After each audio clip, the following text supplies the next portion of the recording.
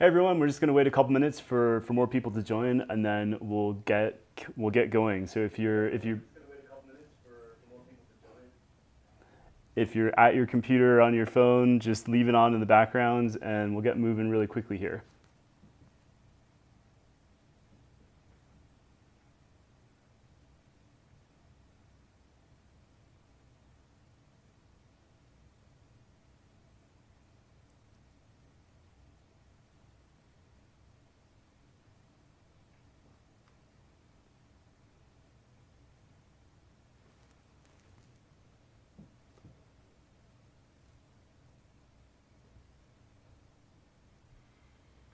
Do you want to just do it? I mean, if,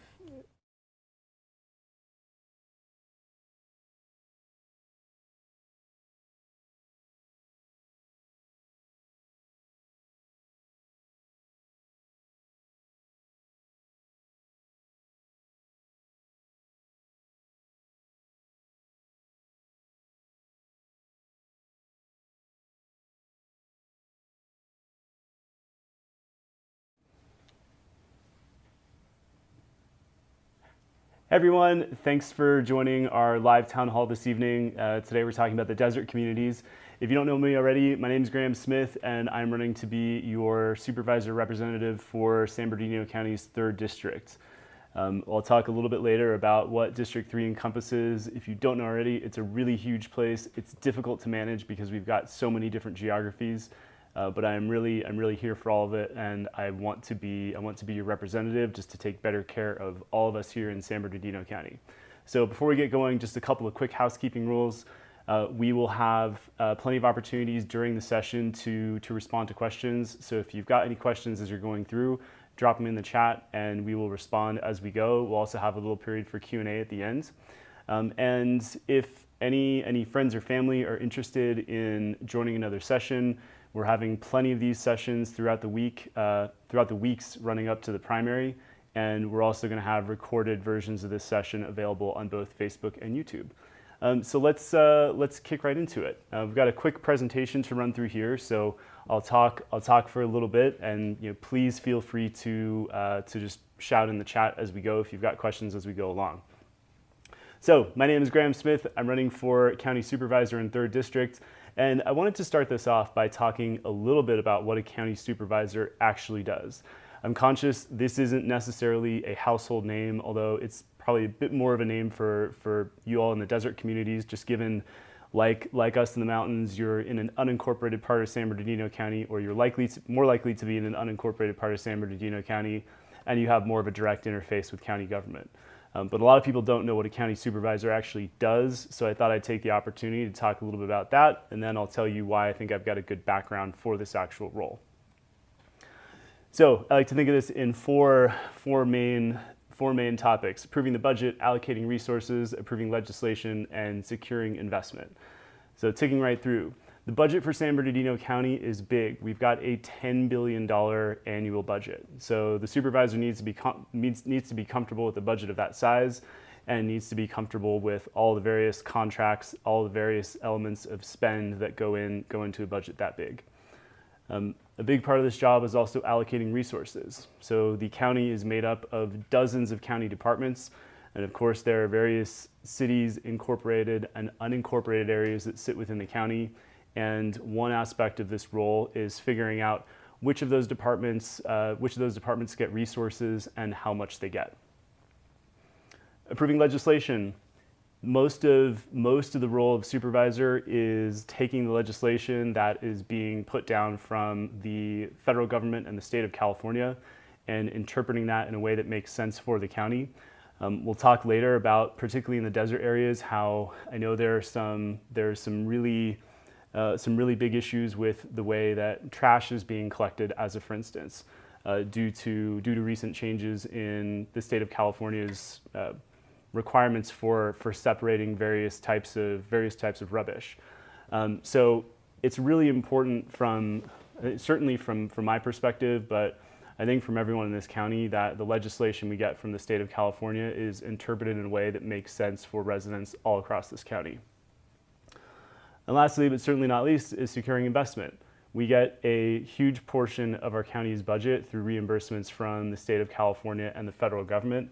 And the person sitting in this seat needs to know how to both lobby to them to get more resources, and also needs to know how to communicate with the private industry that makes up this whole county and make sure that we get the most possible investment from everyone into San Bernardino.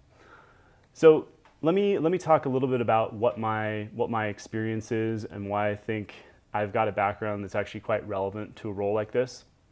So I had two phases to my career, a big part of it in big finance and then some time spent in small business.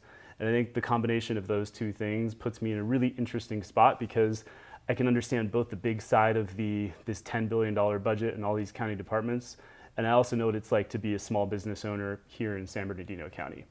So in my big finance experience, I worked for two companies. One was an investment bank named Lehman Brothers. Another is a big asset manager called Ares. I know these aren't household names, but the important takeaway from this career was the aspects of the job that I did. So in my finance career, it was my job to go out and raise money from people.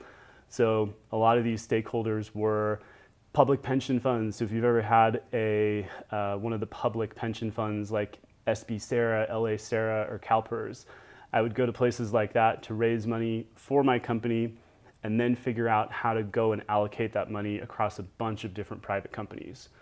I was what was called a generalist, which meant I looked at companies in all kinds of different sectors. I tried to make a list the other day, and I got up to over 40 and stopped counting. So the point of that is that I've got a little bit of knowledge about a lot of different industries, and that's kind of like looking at this county and the dozens of departments that sit within it. And a huge part of my job was figuring out how to take that company pot of money, allocate it across these different companies, and then allocate it in a way that made things better for everyone.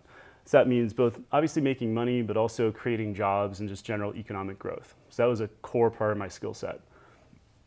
Now, I didn't want to do corporate work forever, so I left that job about 5 years ago, and then I've spent the rest of that time working on two small businesses. So I founded a health and fitness startup, an online health and fitness startup, and then a CBD skincare brand of all things. And what that gave me an appreciation for was just how hard it is to start a small business, just in general, but also how hard it is to operate a business in San Bernardino County. And this isn't just my experience. I'll talk about this a bit later on, but we have spent so much time talking to residents and neighbors up here who've talked about how difficult it is to start a small business here. So going back to the role of the supervisor, I want to kind of bring that back and tell you why I think my experience is really relevant here. So one, approving the budget. I've got experience dealing with budgets and dealing with investment funds of pretty big sizes. So in my corporate career, I raised and invested about $10 billion. That's about the size of our county's annual budget. And the last firm I worked for manages about $400 billion.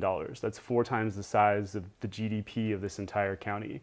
So in terms of being able to deal with the scale of this county's budget, this is something I'm very comfortable with. Allocating resources, I kind of touched on this a second ago. A big part of my job was taking our company resources and figuring out exactly how to allocate them across a bunch of different companies. I really think about that in terms of its similarity to taking this county's budget, figuring out how it gets allocated most efficiently to the various county departments and to the various stakeholders within this county. I think one of the important points on improving legislation is that this is a very fast-paced environment, and you need to be able to respond to stuff quickly. I think through a lot of this campaign process, I've been trying to show you that something is a core skill set of mine through my previous work. So especially if you're in the desert, one thing I talk about a lot is the county's short-term rental report and how within a few days of receiving that report, I'd been through it, given you an analysis on it, and told you exactly what I thought about it. This is really, really in the day-to-day role of supervisor, and this is something I'm really confident I can do well. Lastly, securing investment. This is a huge part of my previous job. As a county supervisor, you need to secure investment from the state of California, from the federal government, And you also need to figure out how to entice private industry to come to San Bernardino and do business. Selling people on investments was a huge part of my career. And again, this is something that's like a core skill set of mine. So I wanted to move on for a second and talk about just how big District 3 is and how big San Bernardino County is, because I think a lot of us know already, but it's a really important part of especially District 3, and it makes this job, I think, really, really complicated, but it also means we have a lot of opportunities for improvement. So San Bernardino County overall, I think as we all know, is the biggest county in the US. It's 20,000 square miles. District 3 is about half of the total size of San Bernardino County. And we've got cities, we've got mountains, and we've got desert, and each one of those regions has a really specific need, and a one-size-fits-all approach is not appropriate. Talked about the size of the budget, the size of the county we're dealing with here. It's a $10 billion budget, and most of that money comes from the state of California and the federal government. And yeah, I already touched on the one-size-fits-all approach. So the key takeaway here is District 3 is not an easy place to manage. I think we've seen that in real life through events that have happened in the last couple of years. Each of these regions has a different need, and I think it's really important in this seat that we're looking at each of these regions specifically. So I'm going to move on to both county-wide priorities and some local priorities for the desert. I'll stop here for a second just to see if we've got any questions in the chat. No questions yet, but we were chatting with a lot of people online this afternoon, and one of the big topics that came up was the repeal of the county's fire tax. So I wondered if maybe you could talk a little bit about that. Yeah, so I'm sure we're all aware of FP5, the fire protection zone, and the measure, I believe it's Measure W, that's going to be on the ballot to decide whether we as voters want to repeal this or not. I mean, look, I think the arguments for repealing it have to do with the fact that there is a sentiment that the way this tax is administered and charged really isn't necessarily equivalent and doesn't necessarily reflect the level of fire risk that you might have for a particular property. And the way it's administered basically right now is it's a fee per parcel.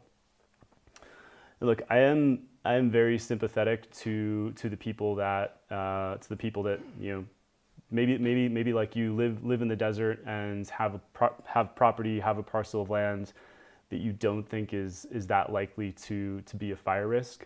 I think just so you know my personal take on this, I think looking at what kind of a dent this would cause to the fire department's budget, the widespread implications that would have across the entire county, I think it's important that we keep the fire department budget as it is right now. So personally, I am going to vote no on repealing Measure W. But one thing that's on my agenda as county supervisor is finding other pockets of money within the county's budget to start to cover some of this cost. And I do believe there is a world in which we can reallocate some of the spend, and perhaps we don't need this tax, at least in the same way or in the same manner in the future. So stay tuned for more on that. But in the meantime, I'm personally of the opinion that it's a dangerous thing to do to cut the budget of the fire department, because this has wide-ranging implications for all of us. And I think we need to remember the fire department doesn't just fight fires. They are first responders. They are there for all kinds of issues. They are paramedics. Like cutting their budget, I think, is a really risky thing. Yeah, actually, I was just, for anyone wondering who the disembodied voice is, by the way, my name is Mark. I'm Graham's husband and campaign manager. I'm not on camera because we only have 2 cameras, but yeah, no, to that point, like the fire department posted today about a search and rescue of a kind of off-road vehicle that had flipped in, you know, some kind of off-road like driving area.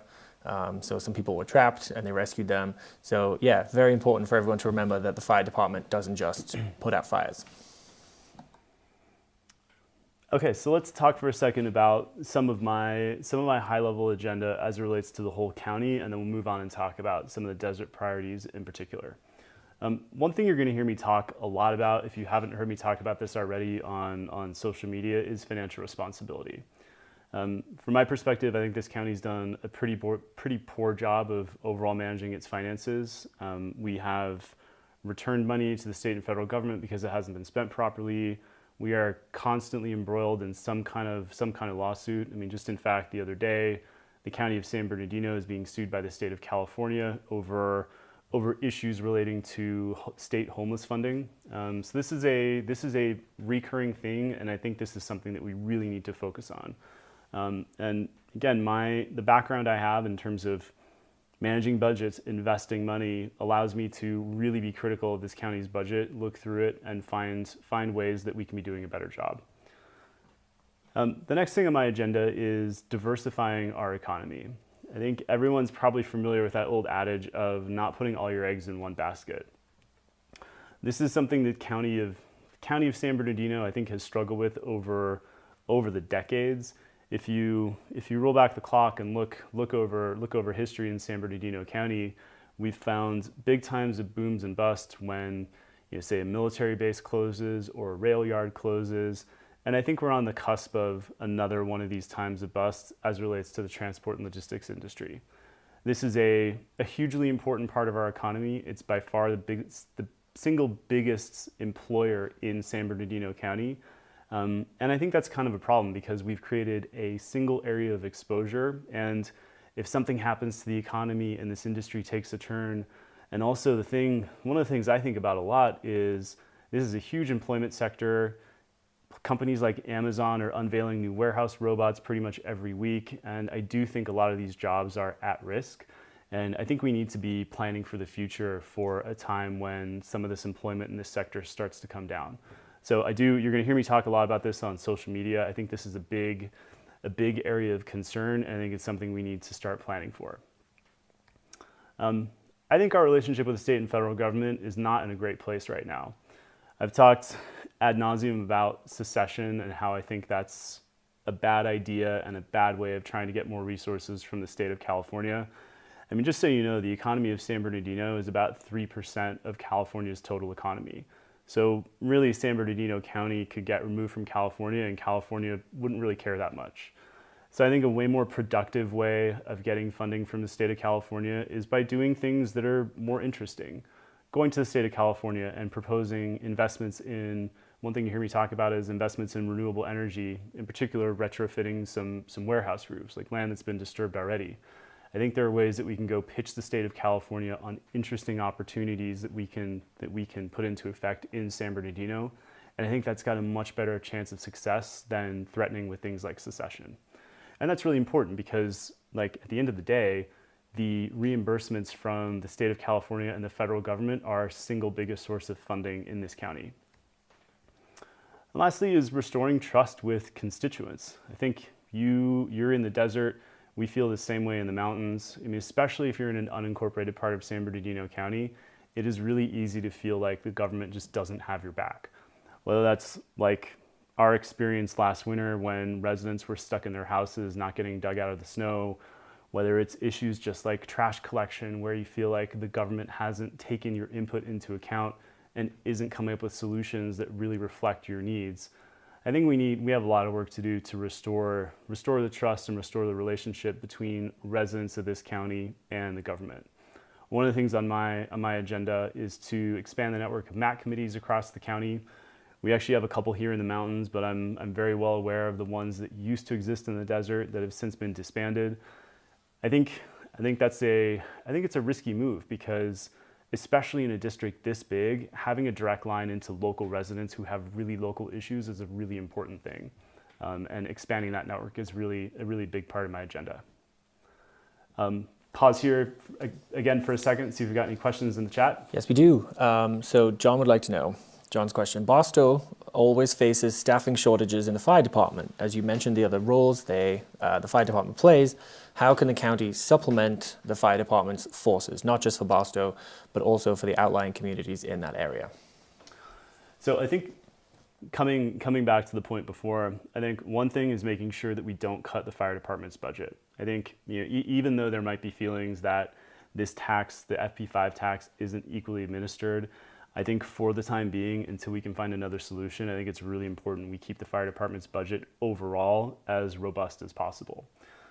And then I'm going to keep coming back to this point throughout the campaign. One thing we need more of in this county is better financial discipline. I spend a lot of time going through the county's budget. I've already found little areas, like areas of question where spend looks like it's too high for what it is. I've talked about the various lawsuits the county's involved in, the money we've had to return. A big part of my platform is putting an end to all of that. Really doing a better job managing the money that we have, so that we have money to invest back in cities like Barstow, back in the Barstow Fire Department. I think it all comes back to better resource allocation and better financial management for me. Yeah, it's also maybe kind of worth mentioning initiatives like community paramedicine that we've been talking about, and the fact that we've been, as a campaign, we've been in quite close contact with a lot of the fire departments, the fire unions in particular. Yeah, we have, and I think there are really interesting ways to Mark's point, to think about expanding fire department services. So we had a really interesting chat with the head of one of the fire department unions last week around community paramedicine, where we can even more efficiently allocate our paramedic resources, so that paramedics have maybe have an advance notice of the type of call they're coming out for, and might not have to take someone to a hospital. Offering more at-home treatment, freeing up paramedics to make more calls, just doing a better job of managing the resources that we have and easing a bit of strain on the system. So I think there are a lot of ways that we can approach this problem, and a big part of this is going to come down to better coordination, better communication between all these various stakeholders. One subtle point I would make, just in terms of staffing shortages and stuff, the fire department's budget is not as locked into county legislation as, say, someone like the sheriff's department is, right? And so I do kind of imagine that having that kind of financial uncertainty prevents fire departments from being able to kind of forecast staffing needs and budgets and that kind of stuff. So giving them more financial support, even if it's not to increase the amount of money they get, but just the knowledge that the budget is going to be secure and it's not going to fluctuate over the years, gives them the ability to go out and hire more long-term staff, or at least know how long they have short-term staff and how much money they have to kind of work on that. Yeah, exactly. And I think this also circles back to the whole point around diversifying our economy here and finding ways to attract new industries. I think we're going to be in a really bad state if we are so reliant on the transport and logistics space, and we have a real hit to either our county's tax revenue, or we have this huge share of the voter base here, the population rather, that is potentially out of work and draining resources of the county. So I think if we can really find ways to strengthen our economy, bring new industries to San Bernardino County, I think that helps to alleviate all these problems. I also think it helps make San Bernardino a more interesting destination for someone to want to consider moving. Because talking to fire departments, I know this is a big problem overall, but it sounds like particularly here in San Bernardino, it's really hard to attract firefighters to move in from out of town. And I think the more we can diversify our economy, make San Bernardino a really interesting and exciting place to be, I think the better off we're going to be. That's actually a really interesting point, because it's not, if we want, professionals to come and work for the fire department, usually they don't come on their own. They bring their families, right? Exactly. And so a huge consideration for them is what else is on offer for the rest of my family. Correct. They might want to come and work for the fire department, but if there's nothing else going on, it's not attractive in terms of schools or healthcare or transport or whatever else. Like, that's a huge problem as well. Exactly. And you'll see me talk about this on social media. And I've got there's not enough time to give you all of the various ideas I have of ways that we can attract new industry here. But one of the things I really want to explore in detail is a big investment in renewable energy infrastructure here. And I say that for a couple reasons. I mean, one, we have a lot of land that's been disturbed already, like warehouse roofs. There's a big corridor along the I-15 that has already been disturbed. we have the capability of making a huge investment in this sector without even touching any land that hasn't been touched yet. And one of the reasons I'm so focused on this is, as a society, our demand for fossil fuels will peak at some point, but our demand for energy won't. So this is always going to be something that we need more of. And these are skilled, well-paid, oftentimes union jobs, and they're not in line to be replaced by technology anytime soon. So that's one area, something big picture, high level, I want to explore as it relates to the overall county. So I think this is now a good time to flip over to some of the local priorities. Because of course, I touched on the fact that District 3 is a huge place, and what works for us here in the mountains might not work for you in the desert, and that might not work for people in the cities. And certainly one thing that we've found through our dealings with local officials and county government is county-wide restrictions are heavily geared toward life in a city, and they don't always reflect the needs of day-to-day life in rural parts of the county. So as it relates to the desert, and by no means is this an exhaustive list, but here are the first 4 things I want to talk about. STRs. This is a hugely hot button topic right now from a bunch of different perspectives. There are complaints that code enforcement isn't done properly. I mean, just so you know, we live in a neighborhood with some STRs. One is run as a big commercial property.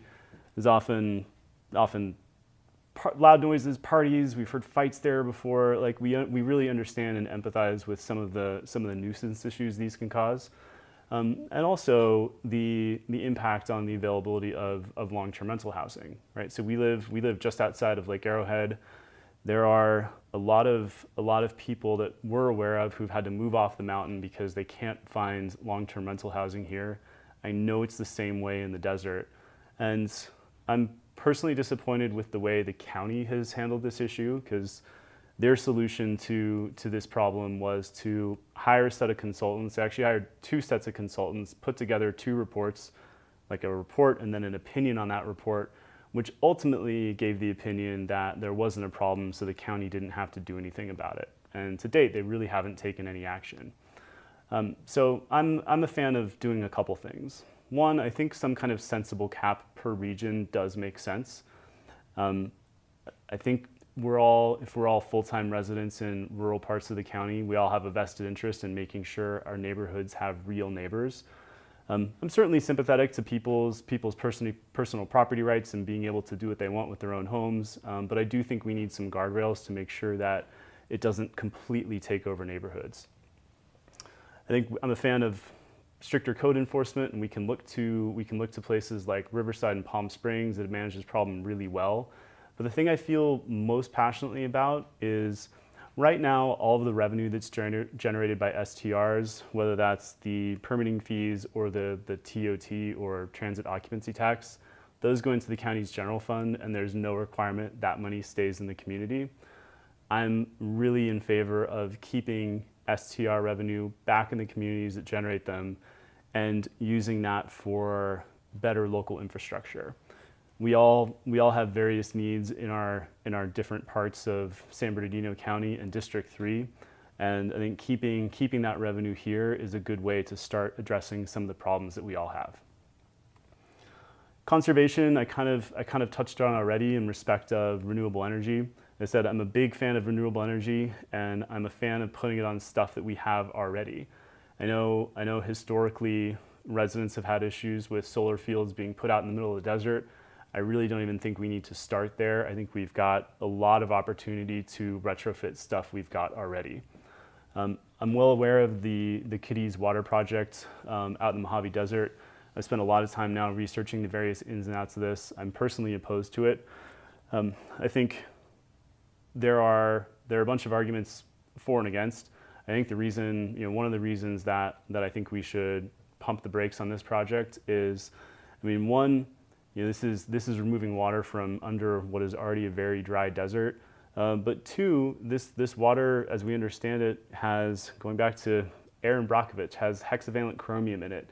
And the various agencies as part of this project have kind of said that diluting that into other water makes it safe, but right now we don't even have a safe level for that. So I think the right answer for this is just to stop it for now. One thing I'm really focused on, and this goes back to the hardcore conservation efforts, is if I think about even our local neighborhood up here, we're serviced by a tiny mutual water company, and I know there are hundreds, if not thousands, of these around. And our infrastructure is aging. We lose a ton of water due to leaks. And I think with some better investment from the county, we can do a better job of making better use of what we've got already before we need to start drilling into the desert. Preserving community. This is, I mean, we all live in rural parts of San Bernardino County for a reason. The desert's beautiful, the mountains are beautiful, and we live here because we want a quiet and undisturbed life.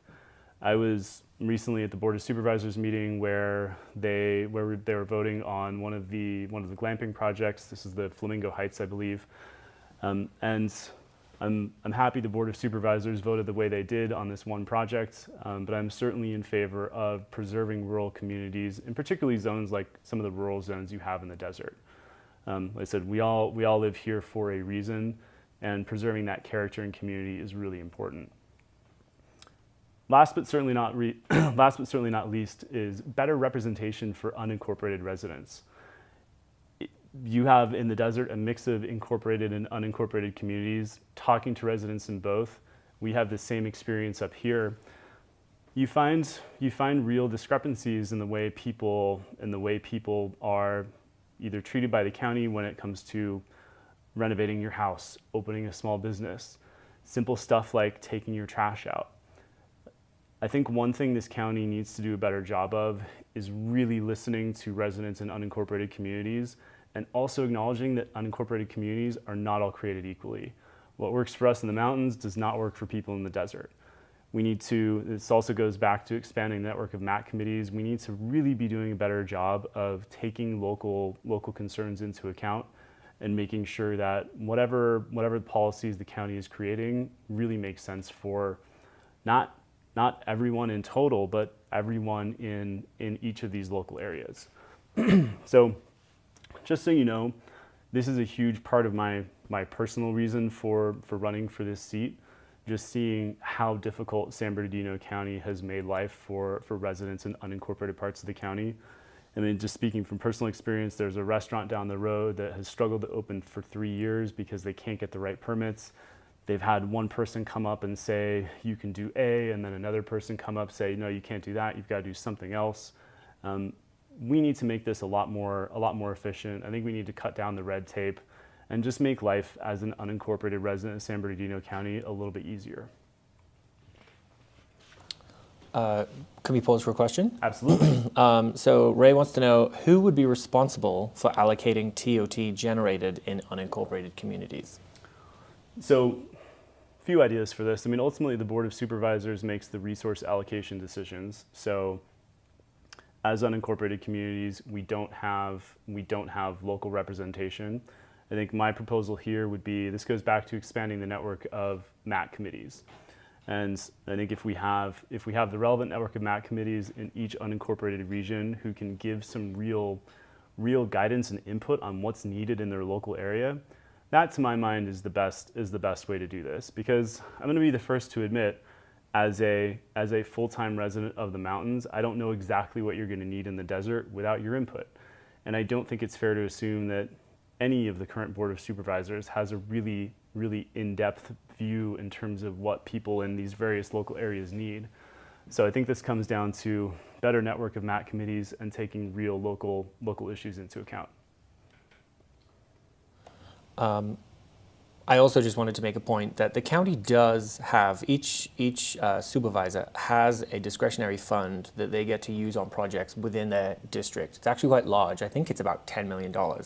So it's not as though separate allocation of resources to each of the different districts is a foreign concept to the county. There are methods for allocating these resources. The way I kind of imagine it working is, well, first of all, I think the revenue generated, I think the first thing that we should allocate it for is code enforcement, because the reason people have a problem with STRs is because of, nuisance guests, and, especially when they come up during like winter, it's cars left by the side of the road, that kind of stuff. So I think the first allocation of those resources should be to beef up code enforcement, but hopefully there's, extra revenue on top of that that community advocates can kind of come and pitch for and say, like, here's a project idea that we have, can we get some funds for that? And the Max would be the perfect conduit for that kind of process. Or even, as it relates to, say, our experience up here. I think it's code enforcement. I also think it's first responders. One issue we face with STRs in the mountain regions, which probably isn't as much of a region for you in the desert, is wildfire risk. There's a former STR just down the road where someone had to call in a report because someone had built a fire, like a wood burning fire pit on top of a deck outside in the middle of the forest. So it's not even just code enforcement for people not throwing their trash away properly. It's making sure, do we have the firefighting resources to be first responders if something gets really messed up? We also have a comment from Joan, who would like to know, or rather just a comment. She says, I think we need a substation of law enforcement officers in Crestline.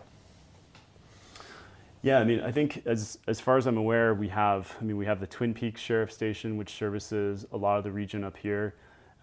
If there is the budget to do it, then I think I'm certainly a fan of as many local resources as possible, because I think that does a couple things. It means you have people who are really familiar with a certain area and they can respond a lot faster. And it just means everything works a little bit more efficiently and a little bit quicker overall. So if we can find the resources to do it, I am absolutely in favor of that kind of thing. Okay, so I'm going to do this really quickly, give you a little bit of background on me personally, just so you know who I am and why I'm doing this. So I was actually born and raised outside of LA in a neighborhood called Topanga Canyon, if anyone's ever heard of that. But I've had a lifelong connection to San Bernardino, and in particular to the 3rd District. So I'm talking to you from the living room of a cabin my grandparents built 50 years ago, which is where now Mark and I live full time. And we've also got I'm going to call it a little family campsite down in Lucerne Valley that I've been going to my entire life. So we've got connections to the mountain regions, to the desert regions. My grandmother, when she was alive, lived in Redlands. So really, really a strong connection overall to this community. One thing I think is really important, though, is that I haven't spent my entire life here, and I haven't spent my entire life in the US. So the corporate experience that I was talking about before, actually a lot of that happened when I was living in London. So I lived in London for 12 years. And at this point in my career, I've done business in 5 continents, been to 50 countries. So I really think I bring a breadth of both personal and work experience to this role. And I think that's important for a couple reasons. One, just having perspective is really helpful to be able to provide input and challenge decisions.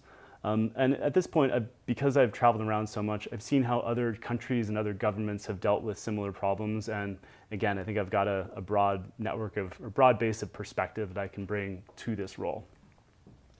I stayed in California for school, went to USC. I studied business and accounting. So again, on that financial discipline point, this is something that I've been doing for a long time. And then I'm just a normal guy. I like to cook. I like to tinker in the workshop when I'm not working. But this campaign is all-consuming right now, so we are eating a lot of instant ramen for the next couple months. And just why I'm doing this. So I never had aspirations to be a politician. I am not a career politician. I am genuinely doing this because I've seen the ways in which the county hasn't taken care of the residents. The residents, particularly in areas like ours, are unincorporated parts of San Bernardino County, and I do think I've got a different base of experience to offer. For me, though, this really kicked off properly in our snowstorm experience last year. So if you're a mountain resident, if you're the person in Crestline, you know exactly what I'm talking about. If you're in the desert, you probably read about this, but we all got buried in snow for the better part of 2 weeks. I think Mark and I were stuck in the house for like 17 days. And the county wasn't saying anything about it. They were totally radio silent for days and days. to get the attention of the Board of Supervisors, it actually took a coordinated social media campaign just to get them to respond. I'm happy to say it worked, and we got a lot of input from the board after going through that whole process. I was on the phone with Don Rao, the person I'm now running against, a few times a day for the better part of a month. I led a big neighborhood Zoom call with the head of every county department. And through that experience, I realized I really enjoyed the community service aspect of this job. And I also realized I've got something to offer. Because I think if I really think about what this job is, it's both the technical skills to do the job well, and it's being able to empathize with people in the various parts of this district. And I think because I live in an unincorporated part of the district, and because I spend so much time in the mountains and the desert, I know what it's like, and I know even though some of the problems that we face aren't exactly the same, I know they're real problems, and I know what's important is getting a local solution. So just to sum up, and then we can open it up to a final Q&A, and get your questions in now, because there's like a 20-second lag between the video and the questions coming through. So I'm going to speed through this last slide, and then we can get to any final questions and comments. So look, I think I'm the most qualified candidate to do this role. In terms of managing the budget of this county, in terms of being able to deal with the financial responsibility aspects that I think this county really needs help with, I'm by far the most qualified person to do it. As I said, I invested $10 billion in my corporate career. I work for a company that manages $400 billion. I absolutely have the scale of the credentials necessary to do this job and to do it well. A big part of that job was not having specific sector experience, but being able to learn stuff quickly and being able to figure out how to allocate resources between a bunch of different industries and a bunch of different companies. This is exactly like managing a $10 billion county budget and looking across dozens of county departments and just tons of regions, knowing what is going to be the most efficient use of spend. This is something our county really needs help with. I think through this campaign, I have proven I'm the candidate that actually talks about issues, actually responds to input from both things like the county short-term rental report, also responds to people on social media, will come out with proposed policy positions. One thing I'm really trying to do through this process, both through virtual events like this, through social media, through in-person town halls and events, is give you some insight into how I think and what kind of decisions I'll make if I'm on this board. I really don't want anyone to be surprised. I want to give you, a real good look into exactly how I operate, and that's something I think I've been doing a lot this whole time. And back to the empathy point I just talked about. District 3 is a big place. We can't continue taking this one-size-fits-all approach. We need to start listening to local residents. We need to expand this network of MAC committees. And we just need to do a better job of managing the very different parts of District 3. District 3, I think, is the hardest district in this entire county to manage because it's the one that has the most diversity. So I'm going to pause there for a second and see if we've got any final questions in the chat. I'm just going to give it another 30 seconds for the questions to come in. But one thing I just wanted to add to that last point about, needing to find a supervisor who understands and can be effective in all three, kind of regions, more than three. Sorry, it's trivializing it, but cities, mountain, and desert. Is the county has budgets, it has money to allocate to each of those regions, and if any of those regions are, I don't want to say weak links in the chain, but if they're having particular problems that are draining county resources because the supervisor isn't paying enough attention or doesn't have the level of empathy or understanding of the specific problems, that's a lot of waste. If there's a problem in, say, let's just pick a Brandon Place, Barstow, right, where county resources are needed, and we're just throwing money at a problem. If we don't understand the problems of the people in Barstow accurately, we're going to spend that money and not get anything to show for it, and that's money that could have been spent in Morongo Valley or Landers or somewhere else. So, yeah. And that's something the county has already shown that they have done. I mean, one thing I talk about is last year the county allocated $73 million to tackle the homeless problem. That's a particularly big problem in some of the cities just down the mountain from here. And what happened is they started spending money, but didn't really take the time to understand what they were spending it on, and homelessness continued to increase over that period of time. And it was only recently that they formed a sub-board or a committee to actually start understanding the root causes of homelessness, and have been trying to spend that money more efficiently. Yeah, I'm just going to make the camera bigger so everyone can see your face more. Okay, so we have a couple more questions. Okay. We'll get to them all. So Joan, we'll get to your question in 1 second. So Ray wants to know, could you speak for a moment on Measure K and Measure D, which I believe. Okay, as measure, I want to say, I'm going to get these reversed, but just to confirm, these are the Board of Supervisors' salary, correct? Okay. Yes, I believe so. Okay, so I'm probably gonna mix up which one's which, but just for some background, there was a measure a few years ago to reduce the salaries for the Board of Supervisors, and then another measure to increase them. But it's a little bit more convoluted than that. And term limits. Sorry to interrupt. I'm gonna get there. Yeah. Sorry. So, just for some background, what happened is there was a measure that got put on the ballot to reduce the Board of Supervisors' salaries to $60,000 a year. My personal view on this, especially having seen, like I've seen the stress this job entails. Through developing a relationship with Supervisor Rao, I have seen that this is more than a full-time job. This is a lot. I think for a qualified candidate for this role, I think it's right. This job pays more than $60,000 a year. I think if you reduce the salary too much, you really limit the type of candidate that you're going to get to apply to a role like this. So that's not the drama though. What really happened is when the supervisors went to increase their salary rather.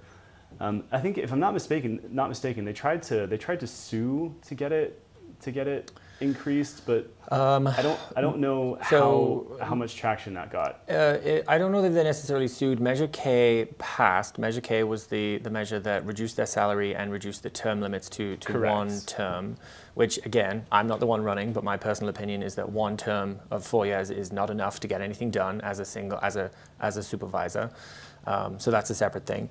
But it was technically ruled unconstitutional by the San Bernardino Supreme Court. So that was the reason why it got undone. But then in order to kind of reinstate the salaries and the term limits, which I know you're going to talk about in a second, they needed to put it back on the ballot with Measure D. Right. So the thing that's a bit, more than a bit sneaky, and the thing that I'm really not in favor of here is, one, when they put Measure D on the ballot, they sold this to the voters by saying, we want you to increase our salaries, and one way we're going to sell this to you is by making it harder to put through tax increases. So I think did it change from like a simple majority to an 80% majority, something like that yeah. to actually get yeah. tax increases put through. And I think that was a slightly shady negotiating tactic. It was. But the shadiest thing about all this, and the thing that I'm really flabbergasted, in fact, that they actually got pushed through, is if you read the measure critically, they actually reset their term limits. So I agree with Mark in that I don't necessarily think we need to be restricting term limits to one term, because I personally believe there's a lot of work we need to do in this county, and it's going to take more than 4 years to get it done. So I think having more than one term is okay, but resetting the clock on term limits to another 3 terms, I think is borderline. I don't want to say criminal, but it's very shady. Yeah. And that's something I think we should all be a lot more upset about. Yeah. One piece of content that I want to put together, just a quick little graphic, is how many years each of the current supervisors would have been able to serve under the previous rules, and now how many years they might yeah. get to serve now that the clocks have been reset. Yeah. I mean, we have the potential of having some of these supervisors, I don't know the math, but 24 years maybe. Technically, yeah. Technically, I mean, it could be. Yeah, I don't think for most of them it would be that long, just right. practically given how long they've been there. But yeah it's. Yeah. That one's really shady. Yeah. We have a question from Joan, not so much a question, more just a request. She says, please post your needs for mailing, licking stamps, making phone calls, etc. You may be sure that those of us who suffered during the do-nothing response, the snowstorm to our horrors, Joan, oh my God, Joan was housebound for 45 days under the snow. Oh my goodness. Wow. Oof, okay. I feel like I'm sorry, Joan. Yeah, Joan, I feel like you have a better option than this, but she says we would vote for Bigfoot to change the supervisor. I'm hoping. I do think I actually bring some valuable experience and some real credentials to this, but I totally understand. But on that note, thank you so kindly for the offer. If you haven't already, please follow the campaign on social media. Also, if you go to the website, there is an email list and a volunteer list sign up in particular. So we are about to kick. We've done a couple of small phone bank evenings, but we're about to kick it off in a big way as soon as we get our phone dialer system set up. We were waiting on party politics to deliver that resource to us, but we're told it should come in the next couple days.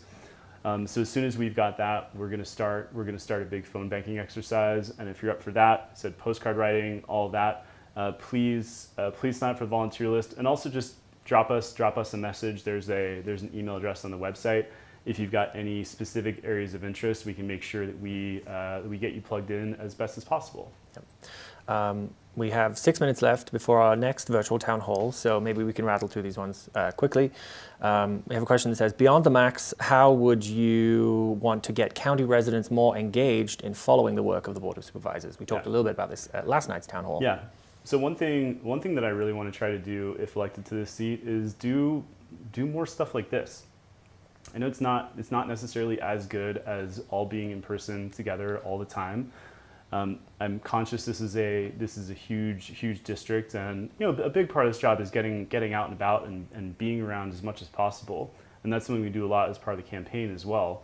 But one real personal area of criticism I have with this current Board of Supervisors is they're not great at communicating. So one thing I really want to do when elected to this seat is be really open and transparent with everyone about exactly what's going on and why I'm voting the way I'm voting. So my plan is to continue doing sessions like this, really making use of digital mediums like social media, just to keep everyone posted on what's going on. I think if more elected officials did that and gave really honest answers as to why they're doing stuff, we'd all be feeling a lot better about things. Yeah. We talked about doing fireside chats, that kind of thing. Okay, and then Ray asks, he points out that in the state constitution, there's a kind of provision there that say that the county charters shall provide for a governing body of 5 or more members. Should we have more than 5 supervisors for a county this big? Ooh, that's the first time someone's brought that up, actually. Not the first time we've thought about it, though. Yeah, We've I think there's a great argument for that. I mean, obviously, the way the county has separated the districts right now is by population.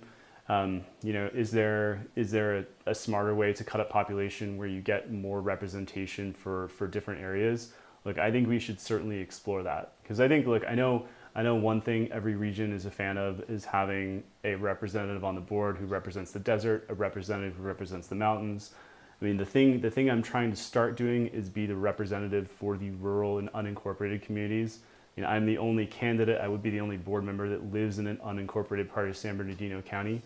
So I want to start there, but I certainly don't want to end there. I think it's a great idea and something we should explore. Yeah, and there's a bunch of different ways we can do it, because if, let's say, you broke up District 3 into, 4 regions: East Desert, North Desert, cities, mountains. Then you get one representative for each of those regions. You don't even need necessarily to do anything to the other districts. You just change the number of kind of votes, in air quotes, that each one gets. So, the votes for district, the smaller districts, they get 4 votes each, and then the District 3 supervisors get 1 vote each. Yeah. Maybe that's the way we could do it. Joan very kindly points out that if we check out her Facebook page, she reposts our stuff, and that is extremely helpful. Thank you so much. Thank you so much. Just so everyone knows, that's one of the most helpful things that you can do right now is repost, spread the word, just get the word out. Just visibility and identification is a huge part of this exercise. So thank you. Yep. And that's it. Okay, thank you so much everyone for joining. If you found this useful, please tell your friends and family. There's the full schedule of these virtual town halls online. We're doing these 3 days a week now until the primary, so there's plenty of opportunity to get involved. I'll just end on the last slide if my computer will let me slide over here. Remember, the primary is on March 5th. Ballots drop on February 5th. So vote by mail voting happens soon. Of course, the other plug I'm always going to make is if anyone is in any position to contribute to the campaign, this is a purely grassroots campaign. We're not unlike a lot of our current supervisors and people in this race.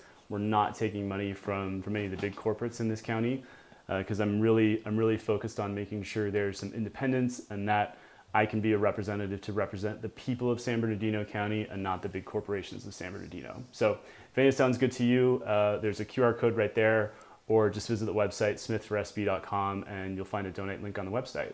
Yeah, and check out our social media channels on Facebook, Instagram, TikTok, or YouTube for the dates of the next East Desert meeting. I can tell you right now, the next one is going to be on Tuesday, January 30th at the same time, 6 till 7 p.m.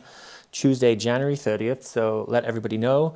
And hopefully we'll see a lot of people there. Yeah, and we're Smith for SB on all the socials. So yeah, continue just following, sharing content, and then in the meantime, if you've got any questions for me, Mark, or the whole team, drop us an email on the campaign email, or drop us a line on social. In the meantime, we'll let everyone get back to their evening, and thank you so much for joining this evening. Take care, everyone.